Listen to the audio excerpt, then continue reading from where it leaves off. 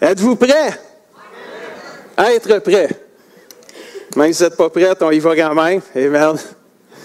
Gloire à Dieu. Merci Seigneur. Je débute aujourd'hui une série de messages sur être prêt. On va parler de la fin des temps, on va parler du ciel, on va parler de l'enfer. Mais spécialement, ce matin, je veux répondre à la question qui dit « Comment un Dieu d'amour peut-il envoyer des gens en enfer? » Moi, s'il y en a qui ont hâte de savoir qu'est-ce que je vais dire ce matin. Pas beaucoup de monde. On peut s'en aller chez nous, si vous voulez. Amen. Comment un Dieu d'amour peut-il envoyer des gens en enfer? C'est des expressions, pas des expressions, mais c'est des questions qu'on entend, que les gens nous posent. Hey, si ton Dieu, c'est un Dieu d'amour, comment ça qu'il envoie du monde en enfer? Tu sais, c'est comme, il y en a qui ont de la misère à dealer avec ça, puis je les comprends aussi. Fait que ce matin, je veux qu'on puisse répondre à cette question-là, puis vous allez pouvoir répondre à toutes les fois que quelqu'un va vous dire ce commentaire-là, vous allez avoir quelque chose à dire ce matin. Puis, c'est une question qui mérite notre attention parce qu'on s'en sert souvent pour blâmer Dieu. Ah, tu dis que Dieu est amour, mais il envoie le monde en enfer. Ça, c'est ce qu'ils disent, eux autres. Là. Je ne veux pas dire que c'est ça la réponse, mais c'est ça qu'ils disent. Et des fois, c'est une excuse pour ne pas donner leur vie à Dieu. C'est comme ils s'en servent, puis c'est un argument pour essayer de... Ben, tu sais, ça me donne quoi de donner ma vie à Dieu? Il n'est pas si amour que ça, il envoie le monde en enfer. Et c'est leur réflexion qu'il y a, puis des fois, ils s'en servent comme excuse. Mais j'aimerais qu'on réponde à cette question ce matin d'un point de vue biblique et non pas d'un point de vue humain. C'est important de ne pas répondre à des questions bibliques sans la Bible. La Bible répond à toutes ces questions. Parfois, nous répondons avec notre logique humaine, et ça vient mettre de la confusion des fois sur des questions d'ordre biblique. Alors, si c'est une question d'ordre biblique ou d'ordre divin, réponds-y-en. C'est bon, vous êtes là matin, c'est parfait, c'est ça le but. On va y répondre avec la Bible, c'est mieux, hein? C'est ça. Et merde, c'est des professeurs de français. Ouh, les oreilles, là, quand je parle de même. Là. Ça, c'est comme le musicien qui fait une mauvaise note. Là. Tu sais, c'est comme, il y en a paquet qui s'en rendent pas compte, mais les vrais musiciens, ils les entendent. Bon, on revient. Ce matin, comment un Dieu d'amour peut-il envoyer des gens en enfer? Il faut lire quelques versets avant. Le psaume 7, verset 12 nous dit « Dieu est un juste juge ».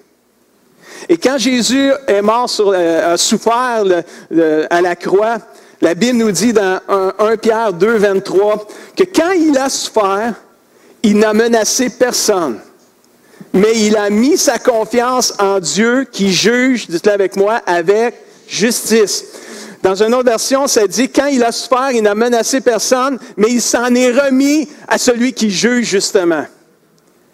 Il a mis sa confiance en Dieu qui juge avec justice. Donc, il faut établir comme base ce matin, avant de répondre à la question, que Dieu est un Dieu juste. Les versets que je viens de vous montrer le prouvent bien, puis on aurait pu en mettre plein d'autres aussi. Dieu est un Dieu juste, et ça veut dire que Dieu ne fera jamais un jugement injuste. J'ai cette entière confiance en Dieu qu'il fera le juste jugement pour ma vie, puis ta vie à toi aussi. Quand j'ai eu à l'occasion quelquefois de faire des funérailles, et faire des funérailles de personnes que tu connais personnellement, qui ont donné leur vie à Jésus, puis qui ont vécu pour Dieu toute leur vie, c'est plus facile de faire des funérailles. Il y a comme une assurance qu'on a que la personne va être dans la présence de Dieu. J'ai fait des funérailles de personnes que je ne connaissais pas beaucoup, puis je ne le savais pas. Je n'étais pas capable d'affirmer. Fait que tant qu'à dire n'importe quoi, puis je pense que je préférais remettre la personne entre les mains de Dieu qui juge justement. Au lieu de dire n'importe quoi aux gens, je me disais, Seigneur, on remet la personne entre tes mains. C'est toi qui... Je suis convaincu que tu vas rendre un juste jugement à cette personne. Au lieu que moi, je la condamne, ce n'est pas ma job de la condamner. Dieu il va s'en occuper. Parce que Dieu, il voit plus grand que ce que nous, on voit. Dieu voit les cœurs des gens. On ne sait pas ce qui s'est passé dans la vie des gens. Remettons les gens entre les mains de Dieu qui juge justement. parce que Dieu est un Dieu juste. Alors j'ai confiance en mon Dieu qu'il est un Dieu qui va faire un juste jugement pour chaque personne, chaque être humain sur cette terre. Qu'est-ce qui arrive à ceux qui n'ont jamais entendu parler de Dieu? Et répondez pas, là. C'est fait juste dire ça comme ça, là. Qu'est-ce qui arrive avant Jésus-Christ, là? Tu sais, si Jésus est la vie, le seul chemin, la vérité, ils ne sont pas chanceux, ceux qui sont avant Jésus-Christ. Il n'était pas là, Jésus. Là. Il n'était pas sur terre, en tout cas, il n'était pas arrivé. Là. Qu'est-ce qui arrive? Ils vont-ils aller au ciel? Ils n'ont pas entendu parler. Il y a un verset qui dit, comment entendront-ils parler si personne prêche, personne ne le dit? On va lire un texte. Puis ça s'en vient la réponse comme un Dieu d'amour. Ça s'en vient, là, mais je vous amène avec moi. Romains 1, 18 à 21 nous dit ceci. Dieu est un Dieu juste. Du haut du ciel, Dieu montre sa colère parce que les êtres humains sont pécheurs. Pas pêcheurs, là, avec la pêche, là, pécheurs, qui commettent des péchés, des désobéissances, et parce qu'ils font le mal. Par leurs mauvaises actions, ils empêchent la vérité d'agir. Oui, c'est important ce qui s'en vient. Ce qu'on peut connaître de Dieu est clair pour eux, pour les êtres humains. Ce qu'on peut connaître de Dieu, c'est clair pour les êtres humains parce que Dieu les a éclairés. Verset 20. La puissance sans limite de Dieu. Ce qu'il est lui-même sont des réalités qu'on ne voit pas parce que le monde spirituel, c'est un monde invisible. Mais depuis la création du monde, depuis le jour 1, l'intelligence ou ce qu'on peut comprendre peut connaître ce Dieu-là, cette puissance de Dieu-là et toutes les réalités spirituelles. L'intelligence peut les connaître à travers ce que Dieu a fait, sa création. Donc, les êtres humains sont donc sans excuse. Et il n'y a pas d'excuse devant le Seigneur finalement. Dieu est un Dieu juste. Dieu se révèle à l'humanité. Dieu s'est révélé aux êtres humains. Au verset 21, ça dit, en effet, ils ont connu Dieu depuis la création. Dieu s'est révélé à la création par sa création. Suivez-vous, je ne sais pas trop m'aider, là. Ils ont connu Dieu, mais ils ne lui ont pas rendu gloire, ils ne l'ont pas remercié. Et comme Pasteur Donald, le vendredi saint, a dit, ils n'ont pas rendu gloire, ils n'ont pas donné du poids à Dieu, ils n'ont pas donné de la valeur et de l'honneur à Dieu. Et c'est pourtant ce qu'on doit faire pour Dieu, lui rendre gloire, l'honorer, lui donner la valeur et le remercier et le rendre grâce à Dieu. C'est ce qu'on doit faire pour Dieu. Au contraire, leurs idées en parlant des êtres humains sont devenues fausses et leur cœur, sans intelligence, a perdu la lumière. Oh boy! Très intéressant, là. Cher ami, ce verset est clair. Peu importe les époques, peu importe les saisons, Dieu s'est révélé à tous les êtres humains à travers la création. Dieu nous a créés avec une conscience et il nous parle. Quand tu lèves, il y a même un verset dans la Bible, je ne l'ai pas, c'est dans Ecclésiaste, je crois, il a mis dans le cœur de l'homme la pensée de l'éternité. Tous les hommes.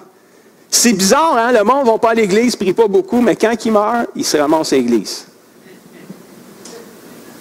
Puis quand tu entends des mauvaises nouvelles, c'est quoi les gens disent? On va prier de bon Dieu. C'est pas, il y a de quoi qui nous amène à, Dieu nous a créés, on est sans excuse finalement devant Dieu. On est vraiment sans excuse devant Dieu. Quand tu lèves les yeux vers le ciel, quand tu montes sur le haut d'une montagne, puis tu regardes la création magnifique sur le haut d'une montagne, puis tout le monde qui va sur le haut d'une montagne, ils disent tout « Wow! » Il y a quelqu'un qui ne fait pas longtemps que tu y étais. C'est wow!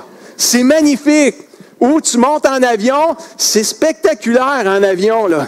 Quand tu montes, là, avant que tu montes par-dessus les nuages, puis tu ne vois plus rien, là, mais avant, là, tu regardes, puis c'est spectaculaire. Les piscines, c'est gros comme un discerne, là, tu sais, c'est merveilleux, là, tu sais, les terrains de golf, c'est comme mon pied. Non, mais c'est ça, ça s'en vient, c'est pour ça. Là. Ils sont beaux en haut, là, tu sais. Les trappes de sable, ils ont l'air là, juste d'un petit point blanc là, quand tu es en haut, là, tu sais. Incroyable, la création. Et quand tu regardes tout ça, tu te dis, c'est sûr que c'est plus qu'un être humain là, qui a créé tout ça. Là. Et les gens le disent eux-mêmes, ça se peut pas. Il y a quelqu'un, il y a une force là, supérieure. Tu entends les gens, ils parlent, ils disent, c'est pas Dieu, mais ils ne savent pas, mais Dieu, il se révèle aux êtres humains par sa création. Il y a quelque chose en dedans. Dieu se révèle en être humain. Il y a quelqu'un de plus grand qu'un être humain qui a créé tout ça. Nous sommes sans excuse. Et Dieu va donner un juste jugement pour tous nous, les êtres humains et toutes ces personnes-là. Dieu se révèle aux gens, mais la plupart des gens le rejettent par orgueil souvent, par ignorance pour d'autres. Laissez-moi vous donner une promesse pour chacun de nous ce matin, et vous qui entendez ce message par l'Internet. Si tu cherches à connaître ce quelqu'un de plus grand qu'un humain qui a créé le monde, c'est-à-dire Dieu, tu vas le connaître, tu vas le trouver. Si, moi je le sais, je m'en rappelle toujours, Patrick Brodeur, mon ami Pat, lui, c'était Jack, son Dieu. Il avait appelé Jack. Il voulait, c'était Jack, il voulait en savoir plus sur Jack. Puis quand j'ai témoigné, quand on était au cégep ensemble, on recule la cassette, là, Sophie, il y a plusieurs années, puis j'avais témoigné à Pat avant qu'il soit chrétien, puis il dit, moi, mon Dieu, il s'appelle Jack. Ben, j'ai dit, parlons-en de Jack. Et on a commencé à parler de Dieu et accepter le Seigneur, a découvert le Seigneur Jésus, puis viens avec nous autres ici à l'Église. Vraiment merveilleux. Mais si tu cherches, tu vas trouver. Si tu cherches quelqu'un-là, cette force supérieure, cette personne-là qui a créé tout ça, tu vas le trouver. La Bible dit dans Proverbe 8, verset 17, « Ceux qui m'aiment, je les aime en retour, dit le Seigneur, et ceux qui me cherchent sont sûrs de me trouver. » Moi, je veux le connaître, ce Dieu-là. Si tu as ce cœur-là, tu veux connaître le Dieu véritable, le vrai Dieu, hey, tu vas le trouver. Cours après. Cours après, tu vas le trouver. La Bible dit dans Jérémie, verset 29, chapitre 29, verset 13 à 14, Jésus dit, le Seigneur dit, « Vous me chercherez et vous me trouverez. Si vous me cherchez de tout votre cœur. » Il y a un petit « si » là. Si tu veux vraiment trouver Dieu, puis tu le fais de tout ton cœur, tu vas le trouver. Et Jésus, même le Seigneur dit, « Je me laisserai trouver par vous, dit l'Éternel. » Ça se peut qu'il joue à cache-cache un peu avec toi. Tu sais, comme des fois avec mes enfants, quand ils étaient plus jeunes, là, ça ne marche plus, on ne joue plus à ça, cache-cache. Hein? Ils sont trop grands à cette heure, là, tu sais.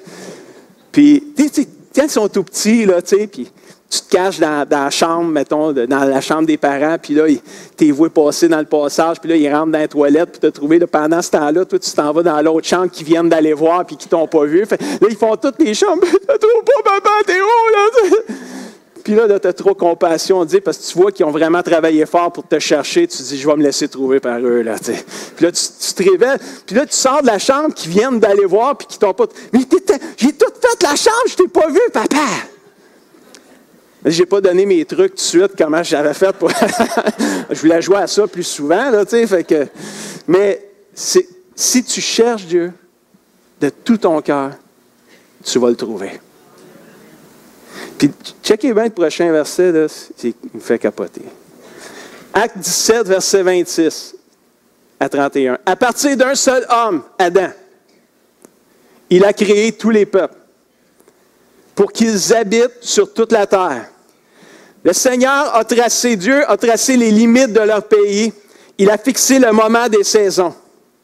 Dieu a fait cela, écoutez bien ça, là. Dieu a fait cela pour que les gens le cherchent. Wow! On est sans excuse. On est vraiment sans excuse. Dieu a tout créé ça pour pour que les gens se tournent vers lui. Pour que les gens le cherchent. Il y a quelqu'un à quelque part qui a créé tout ça. Ça ne se peut pas, c'est un être humain. Il faut que je le connaisse. Le Seigneur, Dieu, a fait tout cela pour que les gens le cherchent.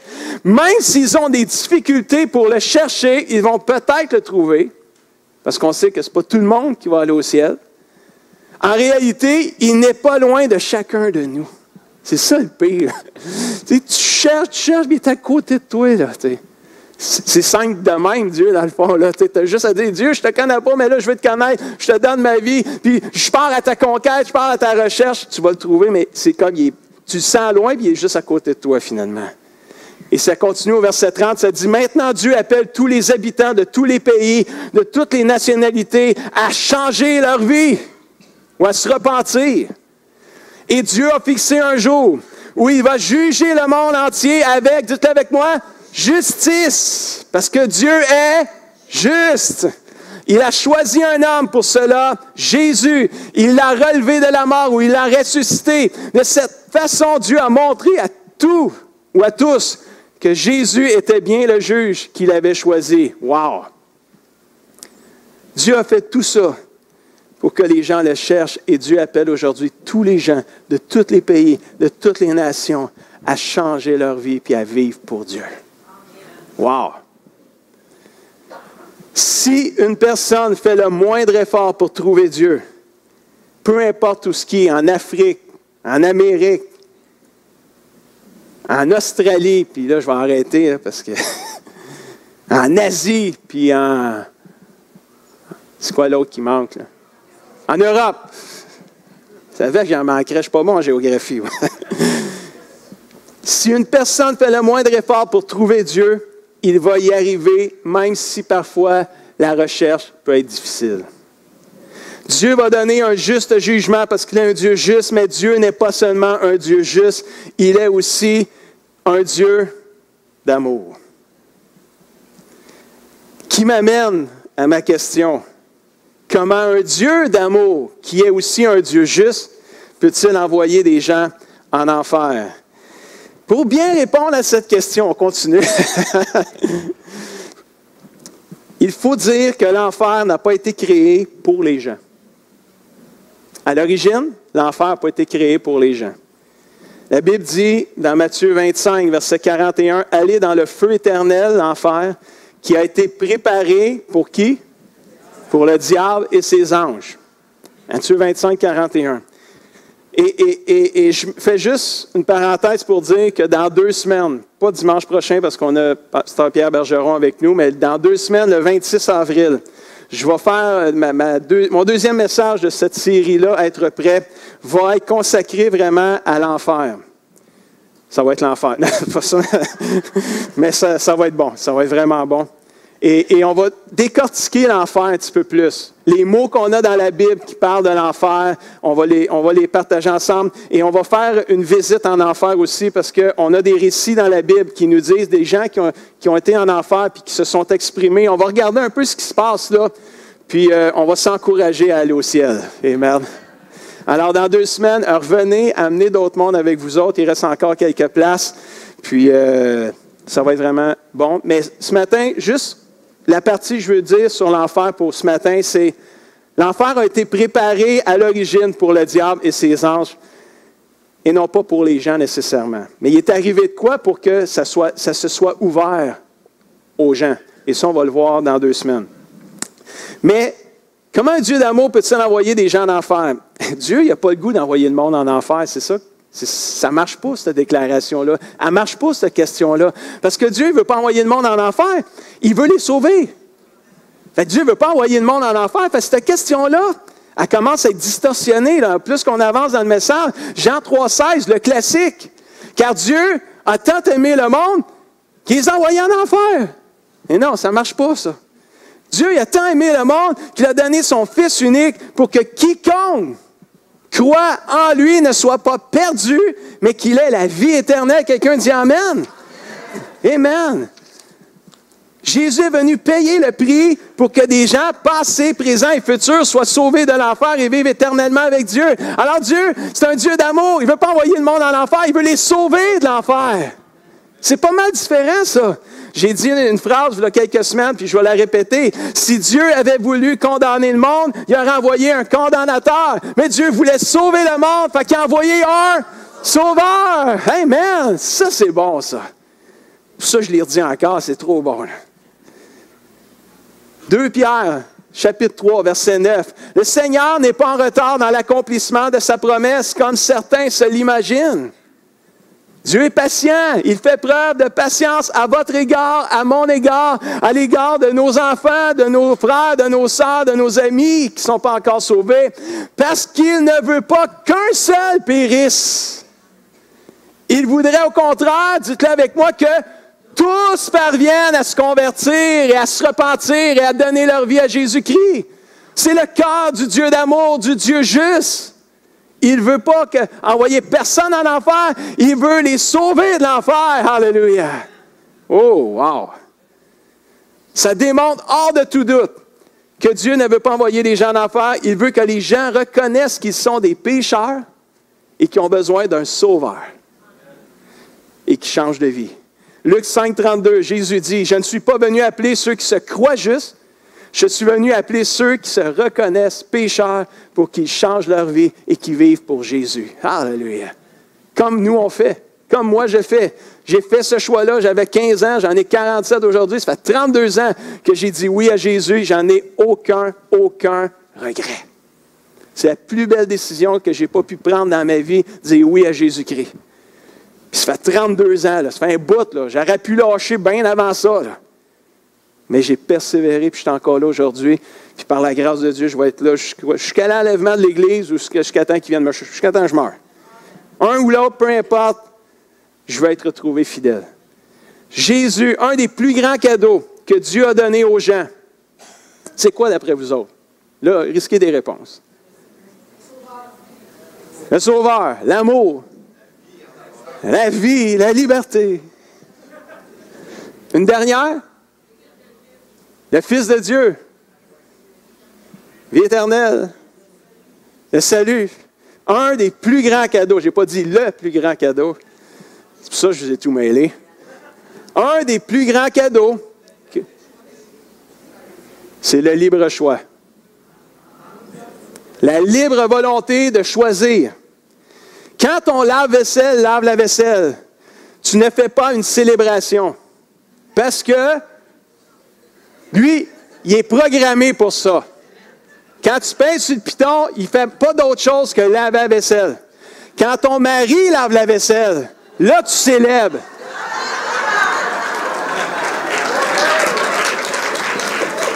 Parce que ton mari, il n'est pas obligé de la faire, la vaisselle. Il n'est pas programmé pour ça. Fait que quand il décide de faire la vaisselle, c'est parce qu'il t'aime. Alléluia. Oui, là, les hommes, comment, là? Soyez fiers, là. Je vous encourage, là. Mais les hommes me regardent. Je ne suis pas sûr que tu m'encourages, parce que tu m'encourages à faire la vaisselle. Je suis pas...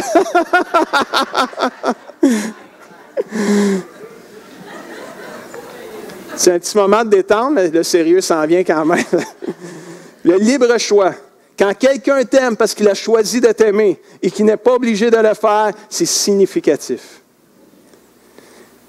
On réjouit le cœur de Dieu quand on décide de le suivre et de l'aimer. Pourquoi? Parce qu'on a choisi de le faire.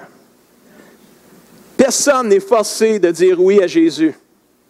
Personne n'est forcé de dire oui à Jésus. Si vous avez dit oui à Jésus, ou si vous allez dire oui aujourd'hui à Jésus parce que ce n'est jamais arrivé que vous l'ayez fait. Si j'ai dit oui à Jésus quand j'avais 15 ans, il n'y a personne qui m'a forcé à le faire. C'est parce que j'ai vu c'est quoi ça impliquait pour mon éternité puis ma vie spirituelle. J'ai vu que si je disais oui à Jésus, je pouvais être épargné de l'enfer puis je pouvais passer l'éternité au ciel avec le Seigneur. Ça m'intéressait, ça.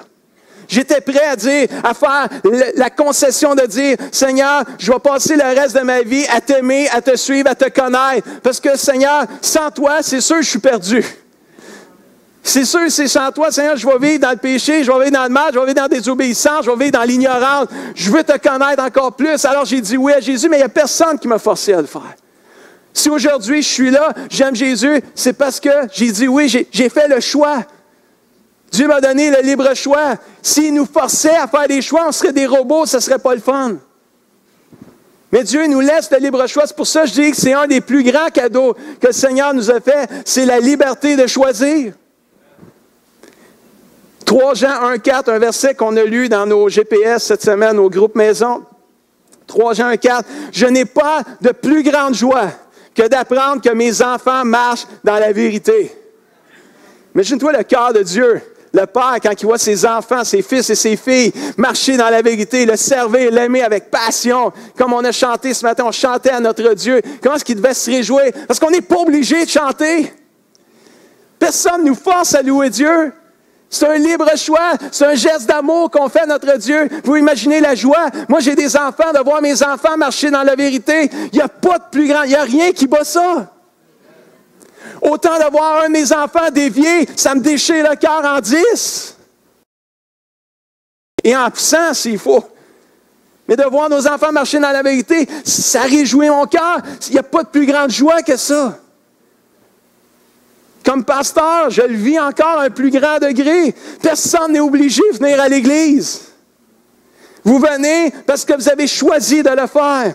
Vous venez parce que vous aimez le Seigneur et la famille de Dieu. Vous n'êtes pas obligé de servir.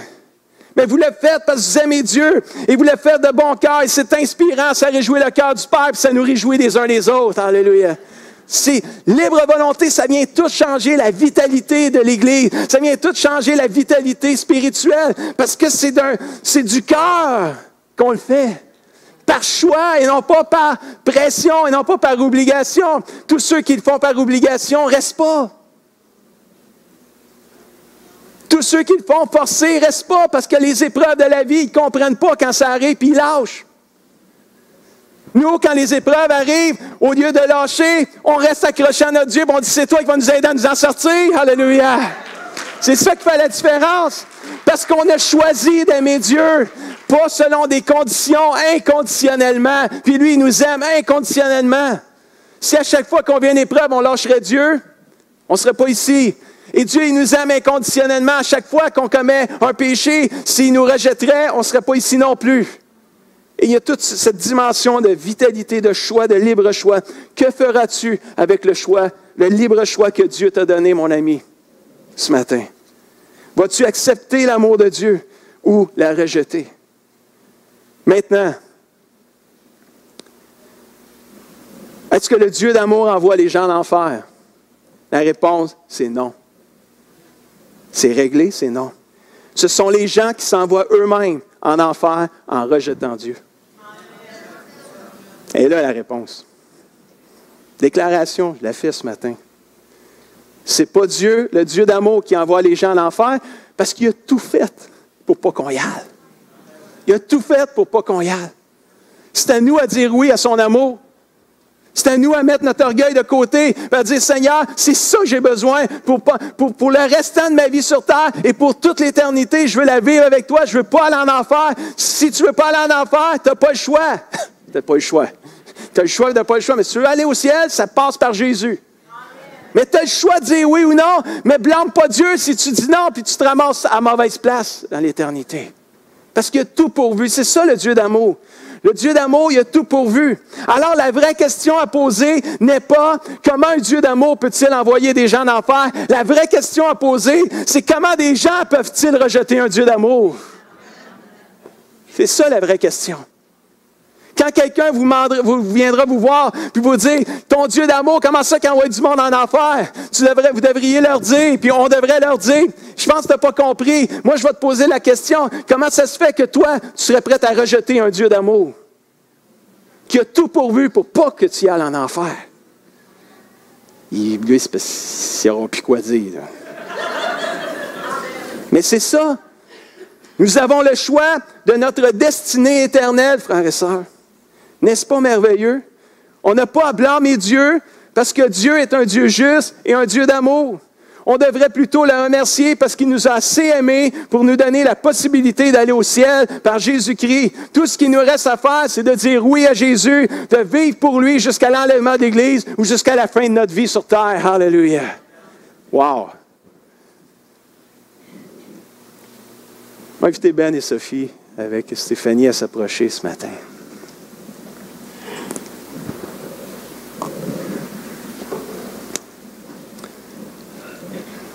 Une chose est certaine, si tu cherches Dieu de tout ton cœur, tu vas le trouver. Si tu cours après une touche de Dieu, tu vas l'avoir. Si tu cherches Dieu pour une délivrance, pour une guérison, le baptême du Saint-Esprit, tu vas l'avoir. Si tu cherches de tout ton cœur.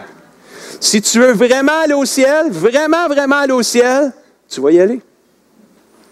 Pas parce que toi, tu vas décider d'y aller, parce que tu vas avoir dit oui à Jésus. Tu vas avoir accepté ce que Dieu a fait pour qu'on puisse aller au ciel, Jésus-Christ. Si tu veux le vrai bonheur, par Jésus, tu vas le trouver.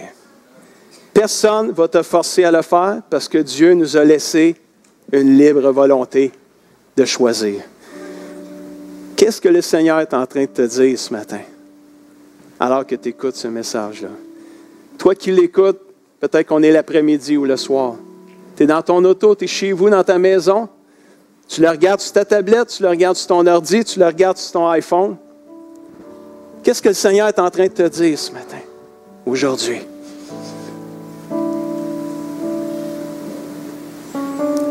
Comment un Dieu d'amour peut-il envoyer des gens en enfer?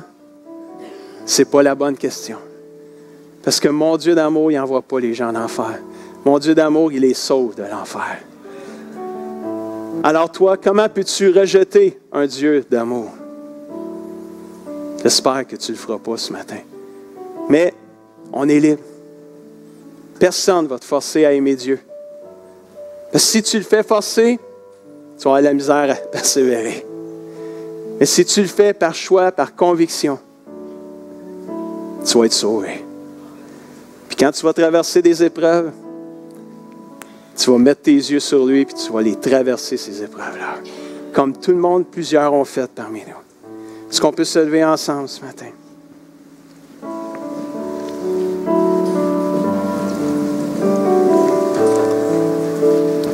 Est-ce qu'on peut juste fermer les yeux? Il est juste 11h30, il est encore très tôt. On va fermer nos yeux, tout le monde, ensemble ce matin. Est-ce qu'il y a quelqu'un dans cette salle? C'est 1, 2, 3, 4, 5 personnes. Vous n'avez jamais dit oui à Jésus. Vous croyez en Jésus, croyez en son histoire, mais vous n'avez jamais demandé de venir habiter dans votre cœur.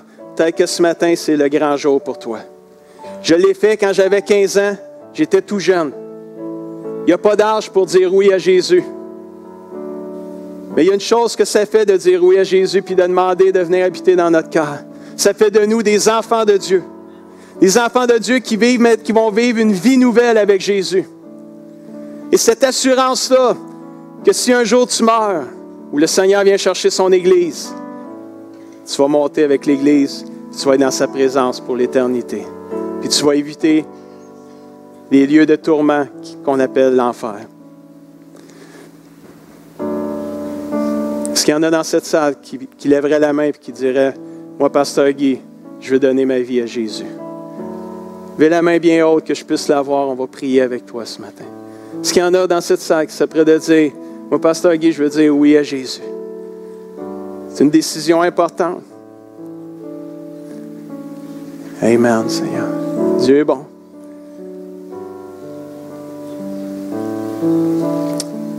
Amen. Je pense c'est rare que j'insiste, là, mais ce matin, je sens qu'il y a des gens qui ont une bataille intérieure qui se fait. Votre cœur a pris un battement, une vitesse plus vite que la norme. Oui, je vois ta main. Vos deux mains. Est-ce qu'il y en a d'autres ce matin? Vous avez chaud. Votre cœur bat. Vous sentez une bataille, là. C'est comme physique, mais en même temps, c'est spirituel, c'est intérieur. C'est une décision ultra importante, mais je vous l'ai dit, je ne suis pas là pour vous forcer, mais je peux juste vous motiver à dire oui à Jésus ce matin. Parce qu'après, il faut vivre pour Jésus aussi. Est-ce qu'il y en a d'autres ce matin qui seraient prêts de dire oui à Jésus? Amen. Ce qu'on va faire ce matin, on va inviter nos personnes qui ont levé la main, juste venir nous rejoindre avec une équipe de conseillers, un homme, une femme au moins, des premiers Patrick, Rachel, Amen, Robert, Amen. Merci Seigneur. Alléluia. Merci. Est-ce qu'il y en a d'autres qui aimeraient donner leur vie à Jésus? Puis c'est le temps, on va juste avancer en avant, on va prier, on va faire une prière ensemble. Amen. Semaine après semaine, il y a toujours des gens qui donnent leur vie à Jésus. C'est merveilleux, c'est fantastique. Gloire à Dieu. Merci Seigneur Jésus. Oh, gloire à toi Seigneur. On a des cadeaux qu'on veut donner aux gens qui donnent leur vie à Jésus ce matin. Est-ce qu'il y en a d'autres sans pression ce matin? Merci Seigneur. On va faire une prière ensemble ce matin. Je vais vous inviter Alain et Nancy. Amen. Alain et Nancy. Et peut-être toi qui es là dans cette salle ou à l'écran ou à l'Internet, tu veux donner ta vie à Jésus.